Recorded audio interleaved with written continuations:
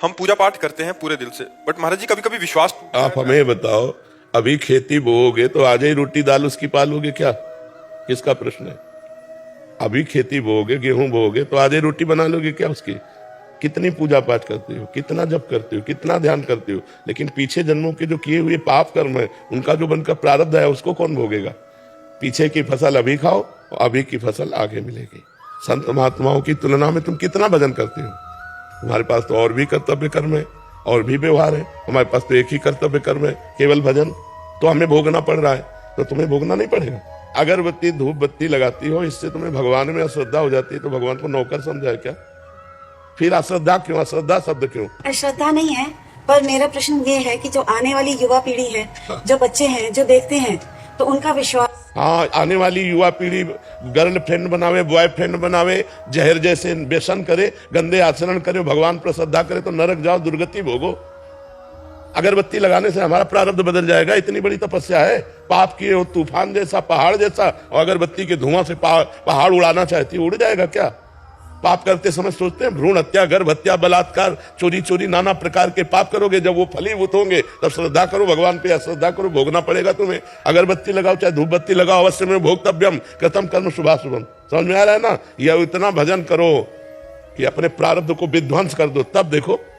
अरे 2-4 माला घुमा लिए, अगरबत्ती लगा, धूप बत्ती है, भगवान को धूप बत्ती चाहिए, भगवान को अगरबत्ती चाहिए, तुम्हारे अच्छे आचरण होने चाहिए। वर्तमान में अच्छे आचरण नहीं है, ईमानदारी से बोलो, जितने लोग बैठे हो इस जन्म में अगर तुमको न्यायाधीश तुम्हारे कर्मों का आचरण का बना दिया जाए तो तुम कितना अपने को दंड दे सकते हो? खुद न्यायाधीश बन के देखो तुमने कितनी गलतियां की है और क्या दंड तुम्हें मिला है? कुछ नहीं। भगवान की कृपालुता की तरफ देखते हो? नहीं देखते हो। अनंत जन्मों से मनमानी आचरण करते लोग चले आ रहे हैं। अब जब उनका फल आता है, अब इस जन्म में 2-4 अगरबत्ती लगा दी और हमें भगवान पर श्रद्धा हो रही। नौजवानों रास्ता इसी बात का ना, डिप्रेशन में गए, कर ली, ये कर लिया, वो कर लिया, यही परिणाम है।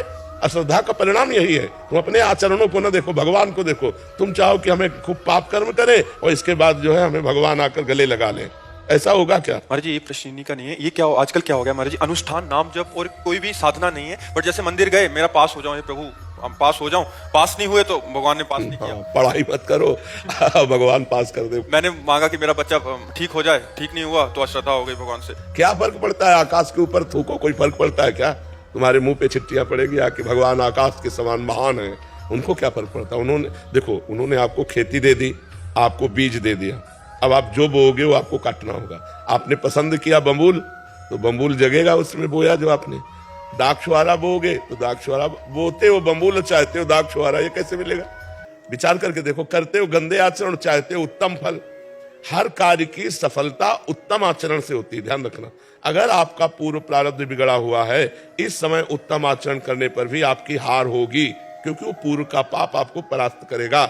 अगर पूर्व का पुण्य साथ दे रहा है तो इस समय गंदा आचरण करने पर भी आपकी विजय होगी, क्योंकि गंदा आचरण वर्तमान में दंड नहीं देगा, ये आगे चलकर आपको दंड देगा। अच्छा आचरण आपको वर्तमान में सुख नहीं देगा, ये आगे चलकर सुख देगा। वर्तमान में आपका प्रारब्ध आपको दुख सुख देगा। मनुष्य जन्म दुख सुख भोगते हुए अच्छा कर्म करने के लिए मिला है। हमें यहाँ भगवान से किसी भी तरह की श्रद्धा और अश्रद्धा का विषय नहीं लाना चाहिए। हाँ, श्रद्धा का विषय यह है कि ऐसी परिस्थितियों में भी भगवान हम टूटे नहीं, हम आपके कृपा बल से इन दुख सुख को सहते हुए सही आचरण से चले। जैसे पांडवों का राज्य छिन गया, यहां तक कि पत्नी भी दांव में लग गई, लेकिन वो धर्म से च्युत नहीं हुए।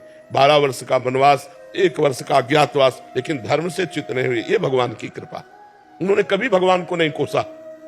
हम लोगों की क्या आराधना है, बेमतलब भगवान पर श्रद्धा की बातें करते रहते हैं। भगवान क्या है? महान है, वो एक महान पावर है।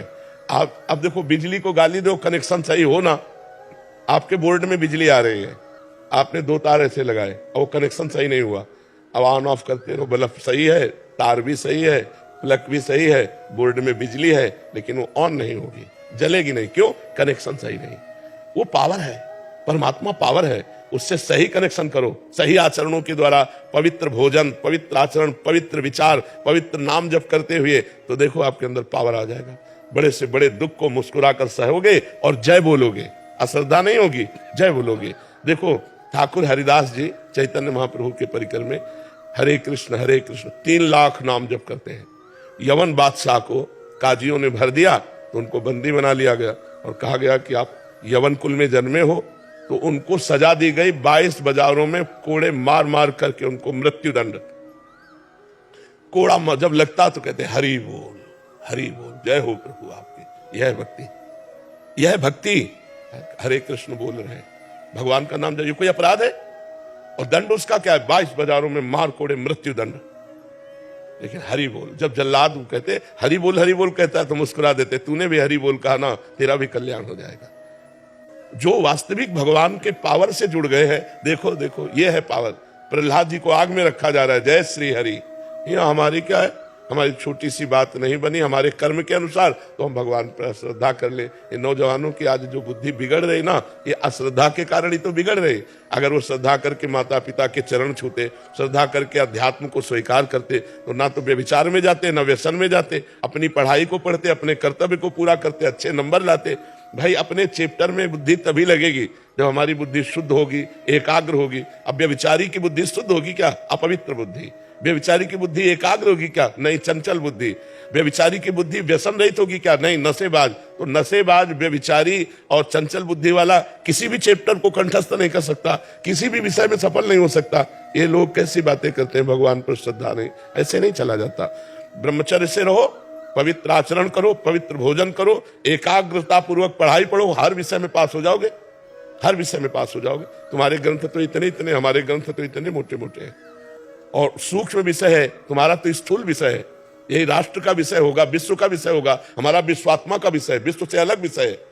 ये विश्व में जो दिखाई दे रहा है उससे अलग विषय है, हमारा सूक्ष्म विषय है, उसको पढ़ना है।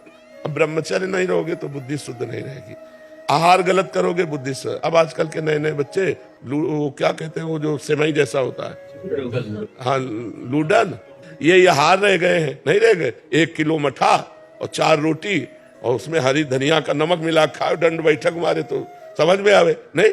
अब इतनी सी चाय पी लिए और ये चाउमीन खा करके गुजारा कर रहे और अपने को स्वस्थ रखना चाहते हो। अरे नहीं, 100-200 ग्राम घी जाए, पचे शरीर में, 1-2 लीटर शुद्ध दूध जाए, दंड बैठक मारो, 2-4 किलोमीटर दौड़ो, पवित्र आचरण करो। अभी देखो नौजवानों की बुद्धि तेज सब बढ़ जाए। अब इधर उधर का गंदा भोजन पाओगे, दूसरे का मांस खाने से चर्बी बढ़ सकती है, आत्मबल नहीं। पवित्र आहार करोगे तो माना तुम्हारी चर्बी नहीं रहेगी, लेकिन आत्मबल बढ़ेगा, तुम्हारी बुद्धि बढ़ेगी, तुम प्रखर बुद्धिमान होगे। इसलिए दोष भगवान को न दो, अपने को सुधारना है, उनसे कृपा मनाओ कि हमारी बुद्धि शुद्ध हो जाए और आप में कभी अश्रद्धा न हो। कितने करुणा में भगवान है, क्या बिगाड़ा है आपको? आप विचार करके देखो, आपका शरीर भगवान ने आपको दिया, बुद्धि भगवान ने दी, सब कुछ भगवान ने दिया, आपसे लिया क्या? फिर अश्रद्धा किस बात की? तुम्हारी क्या है? एक रोम भी तो तुमने नहीं बनाया, मेरे भगवान ने बनाकर तुमको इतना सुंदर शरीर दिया, फिर तुम भगवान से अश्रद्धा क्यों कर रहे हो? भगवान ने तुम्हें पृथ्वी दी, वायु दिया, अग्नि दिया, तेज दिया, सब कुछ दिया है, क्या भगवान की अश्रद्धा करने का विषय बनता है? आप अपने आचरण शुद्ध न करो, सब कुछ भगवान का दिया आपके पास है। भगवान ने कभी कहा कि ये मेरा है? आप 100 रुपया भगवान को दोगे तो 1000 जगह कहोगे कि बिहारी जी में जाकर मैं चढ़ाया था और बिहारी जी ने हमारी बात नहीं सुनी। तुम सुनते हो भगवान की बात? सब कुछ दिया है भगवान ने। गीता जी में भगवान कहते, भागवत जी में कहते, तुम एक भगवान की बात न मानो तो तुम्हारी भगवान कैसे बात मान लेंगे? अभी भगवान की बात मानो, तुम्हारी बात भगवान मान लेंगे। बड़े बुरे से बुरे कर्म का भी तुम्हें दंड नहीं मिलेगा। अहम तो हम सर्व पापेभ्यो मोक्षयिष्यामि मा शुचा। तो समझना पड़ेगा, अध्यात्म को समझना पड़ेगा।